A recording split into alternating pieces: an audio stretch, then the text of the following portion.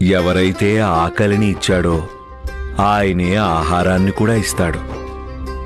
నేను భిక్ష ఎందుకోసం అడుగుతానంటే సదా నాకు నేను అల్పుడునన్న భావన కలిగి ఉండడానికి. అప్పుడు అహంకారం ఎన్నడూ నా మనసుని తాకలేదు. కేవలం ఒకే గింజ. నా వైపు నుంచి భిక్షలో ఏదైనా లోపం జరిగిందా? లోపం భిక్షలో కాదు, మనుషుల్లో ఉంటుంది.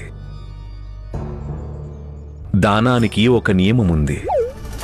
ఇచ్చే వ్యక్తి ఎలాంటి స్వార్థం లేకుండా ఇవ్వాలి.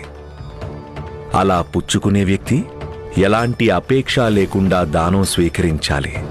ఒకవేళ ఏదైనా స్వార్థంతో దానమిచ్చినా లేదా దానగ్రహీత ఏదైనా కోరిక కోరినా అప్పుడది దానమవ్వదు, బేరమవుతుంది.